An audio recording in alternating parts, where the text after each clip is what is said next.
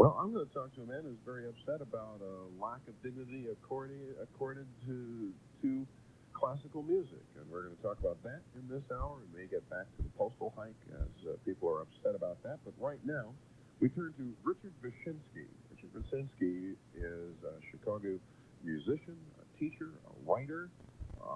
He's not a very good tennis player, but that's another topic.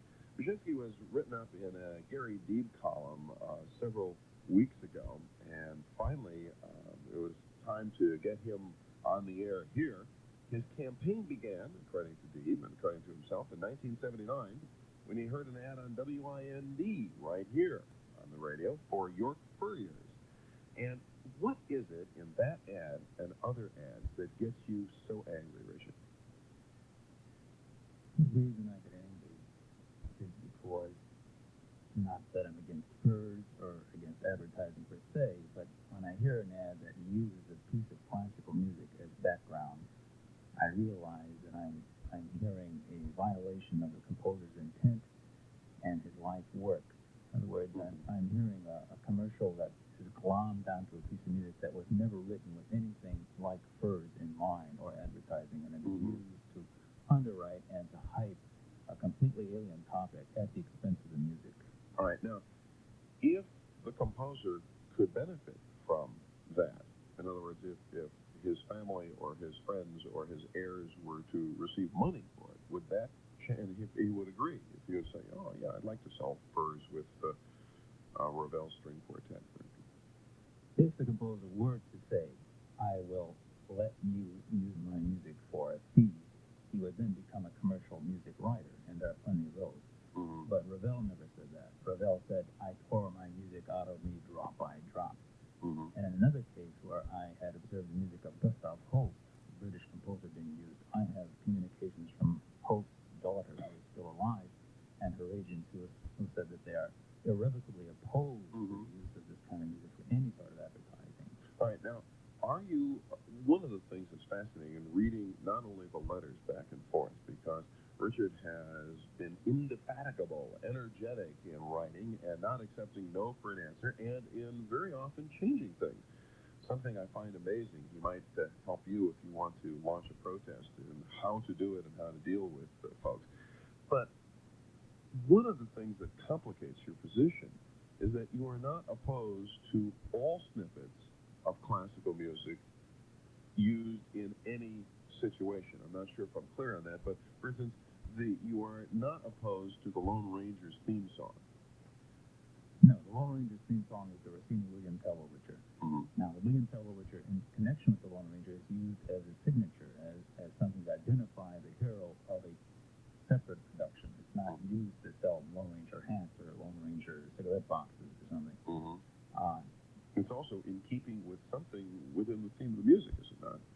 William Tell was the Lone Ranger of Switzerland. Yeah. Think of it that way. So it's underscoring heroism as an element, and it's designed to hype up characterization of the hero, something noble, something adventurous and exciting.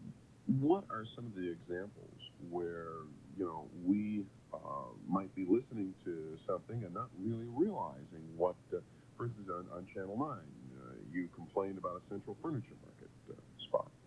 That's the one that used the opening bars of the section called Mars from the Planets by Gustave Holst.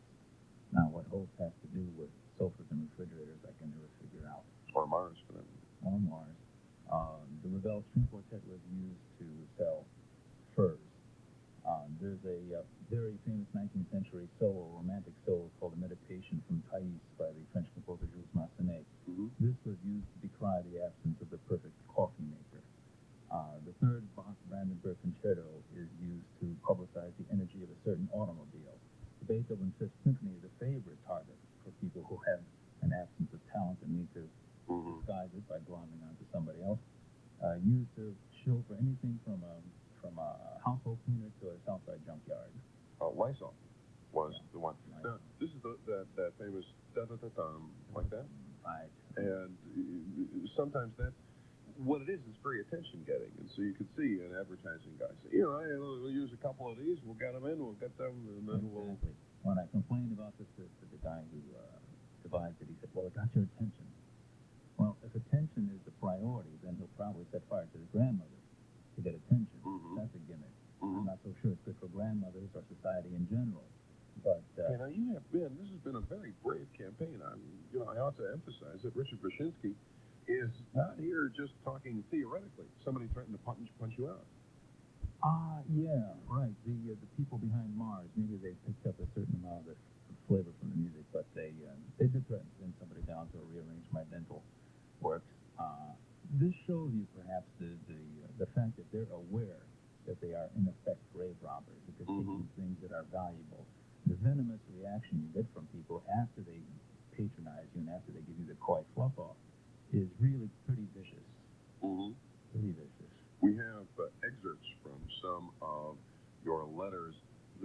One of the ones to the fur company, where I think you are at your most eloquent, where you say that it was literally torn from him, bit by bit, drop by drop. One of the things I want to do, and we will have other examples, and hopefully if we get things together, we will play some of them for you. I am wondering, I want to put part of this into your lab here. Richard Wyszynski has been battling here to prevent some of this music from being used to huckster everything from cars to furniture to furs to stuff that'll clean your toilets and that sort of thing. And he says that if a man is a classical composer, the man very often, or woman, will live in great poverty for a long amount of time and will do this in an effort to create something that changes the way man conceives of himself or the music in our head or some such thing. It should not then, some years later, be used to huckster stuff. I'd like to know what you think about that. Do you think that, are you disturbed at all by the fact that classical music sometimes appears in spots? Do you have questions or observations on this? 591-5656 would be the number to call if you want to jump in here. I am going to play a spot, and we will see if there's music behind it. Amana, Polk Brothers, and the all-new 591-5656. Gary Deeb has written about it. I have jumped in on Richard's side, very frankly. I think he's absolutely right, Richard Wyszynski. The only way for anybody to know if you care at all about this, you might not. You might say, hey, come on, it's the copyright is over. Let anybody do whatever they want with it, and we all get a little more classical music in our soul. I'd like to hear from you. 591-5656. We will take a poll and discuss this, and in a moment we're going to listen to some of the music that was used as background on some of these commercials. You'll find many quality hand tools in 915-656. Let's listen to this first excerpt, and then you can tell me what ad this was on or what product this advertised.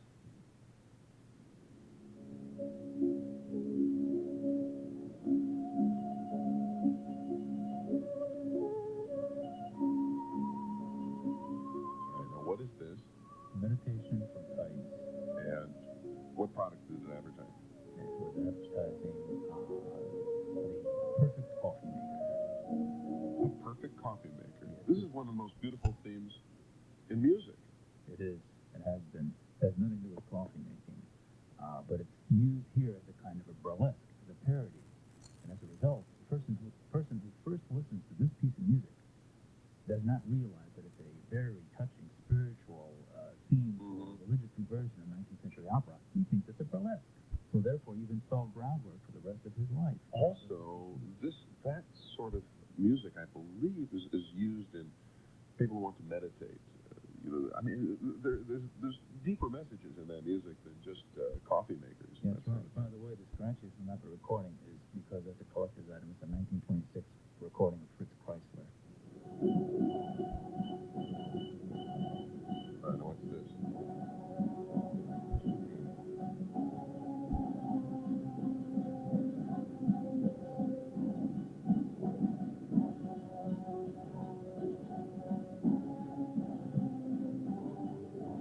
Okay, this is Mars. This is Mars from the planets. Now, in no way can you associate this music with a sofa or a refrigerator. They use it to sell sofas and refrigerators. Yep. And they're very adamant about why we should be using this. In fact, this is the one piece of music in my collection of vandals that I've come across that they actually were pirating. They were doing this without the knowledge of the publisher.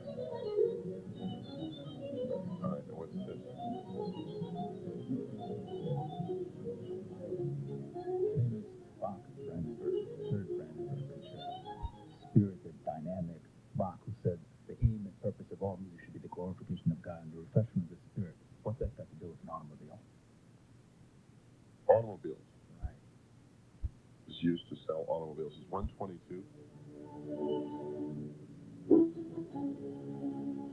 Beethoven's Fifth Symphony.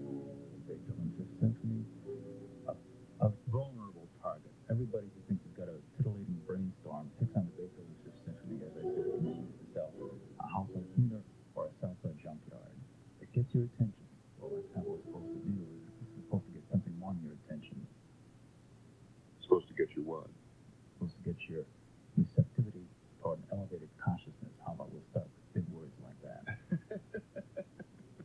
So we can lose people who are just after attention.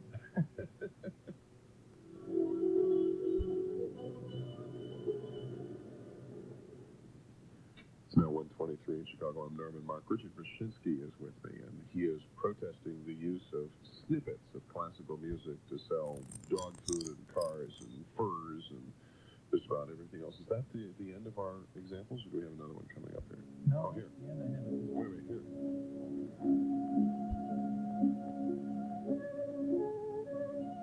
All right, what is it? Oh, this is the meditation from Thais again. So we end on that. All right, why don't we take some phone calls and see what people think about all this. 5915656 would be the number to call. Susan. Very interesting program. I was listening, and I'm a classically trained musician, and I've been in the recording studio, and I have recorded a couple of ads. But when I hear the radio and I hear an ad, I hear Brandenburg Concerto or Chrysler playing Massenet or whatever it might be, I rather enjoy it.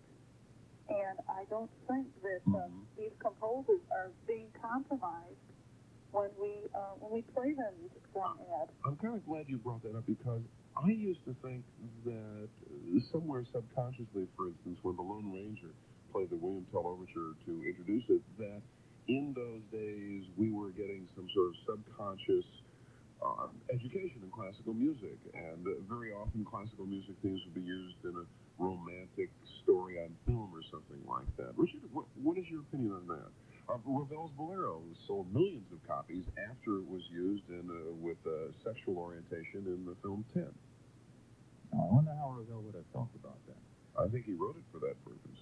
No, I think he wrote Doctors from Chloe for that. Oh, I see. All right. Bolero.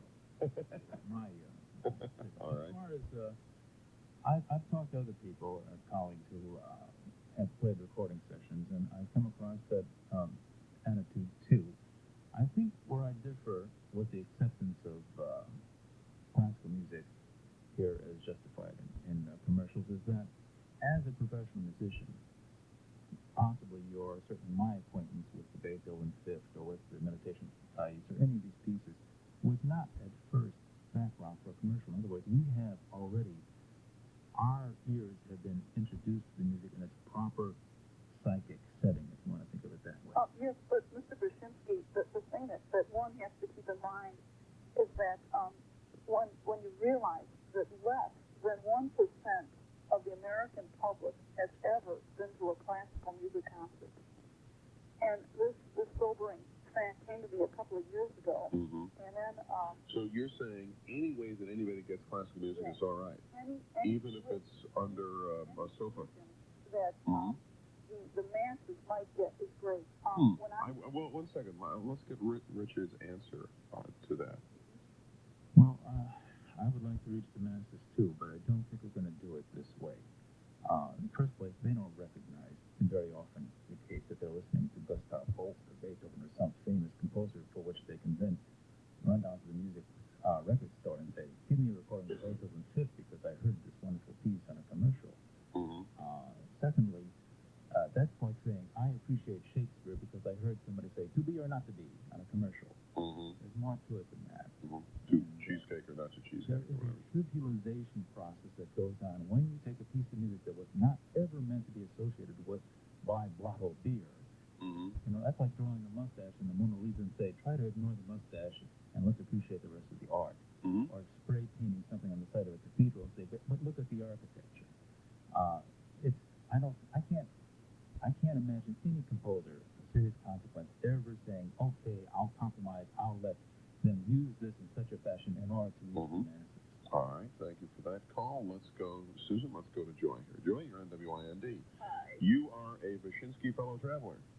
Well, I'm not sure. I have mixed feelings, and I'll tell you why. Can I relate a quick story? Sure. There was a piece of music going through my head for about a month, and I didn't know what it was. It sounded classical, and I kept humming it, and I'd forget it for a while, and then I'd remember it again. And I couldn't imagine what it was. And finally, one day, I had the television on, and I wasn't paying much attention, and a Taster's Choice coffee commercial came on. And there was that music in the background. Mm-hmm. So I wrote them a letter, and I immediately sent them a letter saying, what is that piece of music? And, I would like to know what it is, so if it's available on a recording or something like that, I could get it. And they never answered me. Yeah. So much for this. So, well, but so much in answer to that other woman's suggestion. If the purpose, or one of the purposes, to somehow sneak it into our minds, then the companies that do that should be more than willing not only to send her the name of it, but suggest stores where she could buy it, or do something to follow it up. Obviously, that's not the purpose at all. Exactly. Oh, I'm sorry. No, go ahead. I was just wondering, does your guest know what music that is? Has he heard that commercial? I have not been privileged to hear that. Can you hum it? Oh, God, now I can't think of it. Of course. For the lasting power. It's gone out of my mind again. Well, I'll tell you, one thing about that, I happen to teach a couple of music appreciation courses around the city for people who are interested in classical music that might appeal to them. Perhaps in the course of one of my sessions, I might have played this piece because I try to introduce a great deal of repertoire to people who don't have to listen to Taster's Choice in order to find good music. Well, maybe if somebody knows what was the music behind the Taster's Choice commercial, they could call in on 591-5656, and I'm sure if they hum a few bars, Richard would probably recognize it. That's right. Meanwhile, you have disproven what the previous lady said, which is that this is somehow used to educate all of us poor unwashed. Well, I would tend to go out and buy the record. If only you knew it. All right, Joy, thank you very much. Leanne, you're on WIND. I don't know we're going to get all of your comment in before the news at 1:30. Why don't you start, though? Okay, first of all, I'd like to tell you that I am not a classical music fan. I have never had the opportunity to really sit down and listen. Mm-hmm. And by hearing some of the music that they're using on the commercials, first of all, I'd like to say that most of the commercials are geared for people that are about 2 above plant life. And it disgusts me to think that, We will find out what it disgusts her to think in just a moment after we break for the ABC News from More Than Plant Life at 1:30.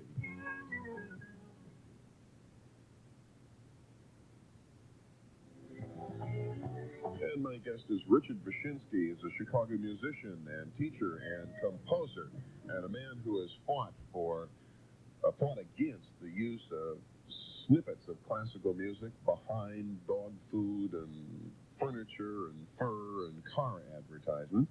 We ought to emphasize that Richard Wyszynski's battle has not been without victories. Not only was he profiled by Gary Deeb in the Chicago Sun-Times, which is no mean feat, but he has also succeeded in getting some very difficult, very bottom-line kind of people to change their advertising campaign. York Furriers, for instance, after several letters from you, agreed to take out the offensive music. No, they never agreed. They just took it out. They took it out. Well, I think they got tired of my letters, but maybe that's perhaps a little bit too much credit for myself.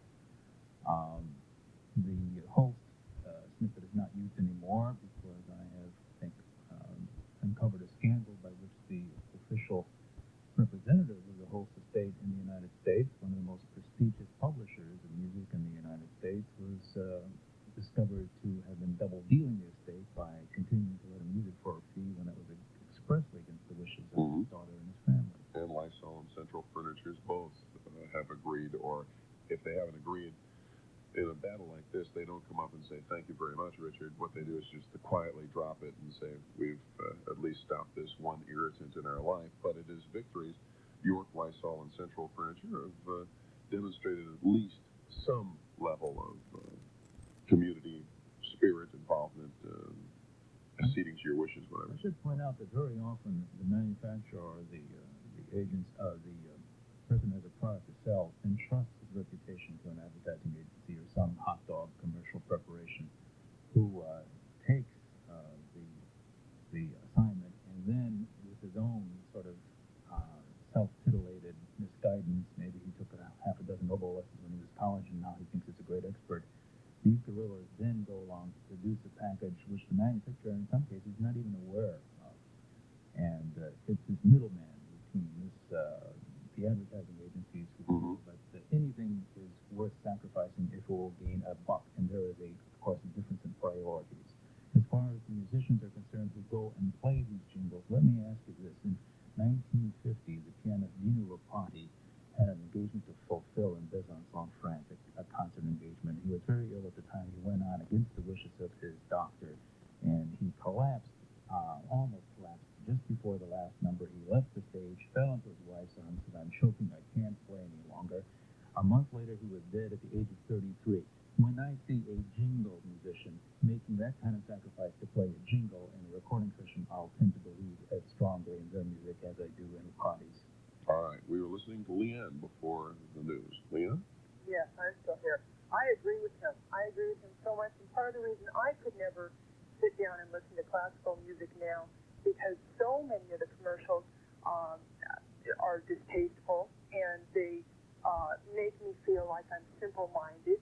And I just couldn't sit down and listen to something and bring to mind these commercials, because that's exactly what you think of. And it doesn't do the music anything to sit down and have someone listen and think of toilet bowls or coffee or anything like that. All right. If you'd like to join Richard, here's a post office box. You would write to Classic Battle, Post Office Box A3009, Chicago, Illinois 60690. And in about 5 or 6 minutes, I'll give out that address again. Leanne, thank you very much. Patricia? Richard, I tend to agree with Richard, and I like to use another type of music to draw a parallel with what Richard's battle is, and that's jazz. I've noticed on a number of occasions, some of the Chicago radio stations use jazz as background music for commercials. And what's so bad about this is that these same stations will not play any jazz programming at all. As a matter of fact, a number have cut back. So I think this sort of refutes the argument that this type of background music on commercials helps polarize the audience, because in a number of cases they couldn't find a station that plays the music anyway. We're talking about some people who are doing things for convenience and who really have no conception that it's a basic disrespect for the sacrifice of the composer. Many jazz composers sacrificed and died early also. I think if they really wanted to do some good, what they might do is find composers to create original music for their parts. Costs a lot of money. That costs, that's bucks, Patricia. Yeah, sure. Yeah. Much easier to reach into a record, tell somebody, find some. You got a bunch of records. Find give me 30 seconds of Sweetness and Light, will you? Sure, I see your point, but I do agree with Richard. Okay, thank you very much. Virginia, you're on WIND. Hi, yeah. 5915656. Go ahead, Virginia. Okay. A creator, no matter what has been created, the joy is in the creation. And once that creation has been completed, no creator has any control over what will happen to it. He may never dream of what his creation will become. And is that the way things should be, Virginia? Well, it is the way things are.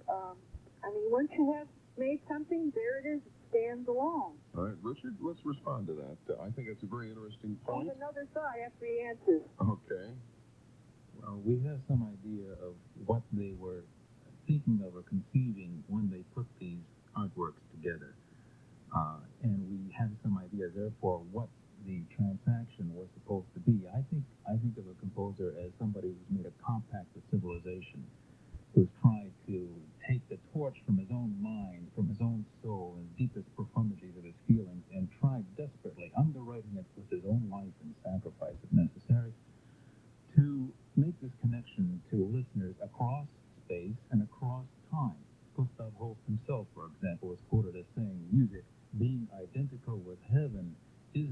of momentary thrills or even hourly ones. It's a condition of eternity. I've quoted Bach before, saying the aim and final end of all music should be none other than the glory of God and the refreshment of the soul. We can find composer after composer, not to mention performers, who feel the same concept that there is something in music, innately in music, which must be protected in order to have its fulfilled meaning for the uplifting and ennobling of the human spirit. Now, you can quote Plato to Leonard Bernstein and still get that feeling. All right, but let me argue on Virginia's side. Last night I went to Evanston Township High School to see their variety show, which was written and created by the students there. They did a satire of Macbeth, and they said how Macbeth would be performed if Jerry Falwell could edit out all reference to blood and sex. I think it was a brilliant idea and very interesting concept, and nothing offensive by it. I'm not sure that Shakespeare would be necessarily offended by it. Well, that's because you already know something about Macbeth and Shakespeare, that it was funny, right? Mm-hmm. Okay, when you paid your dues, you can perhaps have a few in-jokes. Classical musicians have a lot of fun in themselves if they're mimicking something which they already have paid dues for, but which they basically venerate. You're not going to say, Shakespeare is lousy because this parody is now wonderful and we don't need Shakespeare anymore because I'm just going to exist on parody. Virginia? Well, some of the commercials that I remember for other things in the product. I may forget the product, but I enjoy the commercial for whatever particular thing has impressed me. And I think that having a little beautiful music in there will be remembered by many, many people long after they've forgotten what those products are. All right, Virginia, thank you very much. Where is the situation now, Richard? Just summing up. Are you losing the battle? Are you winning the battle? Are we hearing more or less? I have noticed more instances of this kind of vandalism. I call it aesthetic vandalism. I don't know whether it's less or more over the course of years. I've picked up on it, and so maybe I'm sensitive to it now. I have a feeling it's kind of epidemic. If one agency or one manufacturer has a commercial that looks impressive, not to people, not even to plants, but looks impressive to another agency or another manufacturer, they will glom onto it and it'll be an epidemic. So what we have here is a situation roughly akin to the Mediterranean fruit fly. And I think it's a never-ending battle, but I think it's also a never-ending challenge. And I'd like to extend that challenge to anybody who feels the same way, to put pen to paper and get your voice heard along with those who are too far dead and too long gone to be able to defend themselves. You could do it either by doing it on your own, to write to the advertiser or the advertising agency, or you could write to Classic Battle, Post Office Box A3009, Chicago, Illinois 60690.